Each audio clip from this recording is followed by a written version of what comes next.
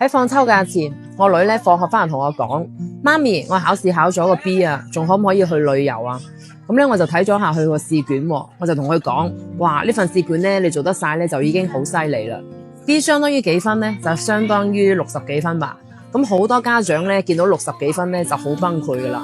咁今日咧我要同大家咧分享一個故事，我希望呢個故事咧亦都可以幫到你。我對小朋友嘅教育咧其實係好鬆弛嘅，我只要佢咧就身心健康。因為咧呢個故事曾經對我嚟講咧就影響好深嘅，今日咧就分享俾大家。話說咧就係一個初二嘅媽咪，佢就輔導自己嘅小朋友啦。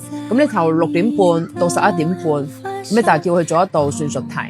咁咧就係個小朋友咧就點做都做唔識喎。咁開頭呢個媽咪咧仲係保持一個好放鬆好好嘅心態，咁你就同佢講：你今次一定要學識做呢一道題，咁如果唔學識咧你就唔俾瞓覺。咁咧佢就一直到持續咁樣去輔導佢啦，舉咗好多嘅例子啦，解釋咗好多次啦，但係呢個小朋友咧都係唔識。咁咧直到做到11點半啦，個小朋友咧都係仲未識嘅呢一道題。咁呢個媽咪就當場就變得好崩潰啦。但當時候咧，佢亦都冇鬧個小朋友，亦都冇打嘅嗰個小朋友，就同佢講咗一句：我真係對你好失望啊！我以後都唔想見到你。咁個小朋友聽到咗之後咧，佢亦都冇喊，亦都冇嘈啦。咁咧佢就係僅10分鐘，過咗10分鐘之後，佢就直接咁推開咗個窗，就咁樣去跳咗落去。咁咧呢件事之後咧，個媽咪咧就周圍咁樣去呢度請嗰度去拜啦，就通過咁樣嘅方式，佢諗住咧同自己嘅小朋友去做溝通。就呢件事之後咧，佢真係好後悔，佢唔應該同個仔咧講一個咁嘅說話。呢個故事咧，我相信好多人都聽講過。我自己聽完之後咧，個心真係揦住。我哋成日都講啊，話要對小朋友好，其實好係咩標準啫？個媽咪咧一定要個小朋友咧要學識呢個題，咁其實有冇價值？我覺得咧5個鐘頭嘅機械式嘅輔導係真係將小朋友咧逼上咗絕境。嗰句失望透頂啊！我奉勸我哋咧都唔好講呢句說話。我哋成日都話咧要望子成龍，望女成鳳，但係其實你知唔知啊？身心健康咧先係小朋友人生當中嘅底線。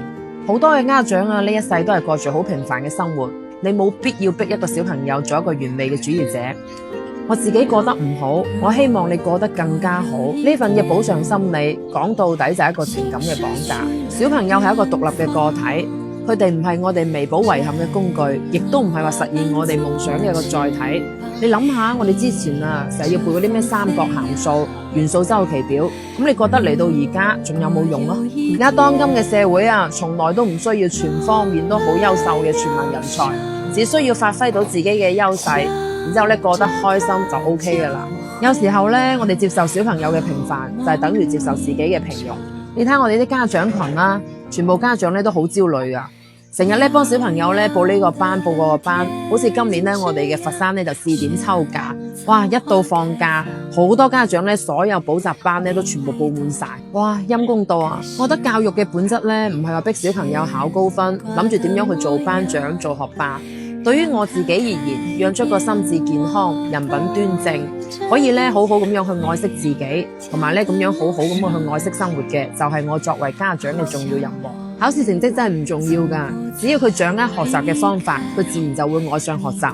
冇乜嘢係學唔識㗎。大家咧都知道我個女叫咩名嘅，我個女個名咧就好簡單嘅，就係做一個健康快樂嘅孩子，對家庭對生活充滿希望。大家覺得啱唔啱呢？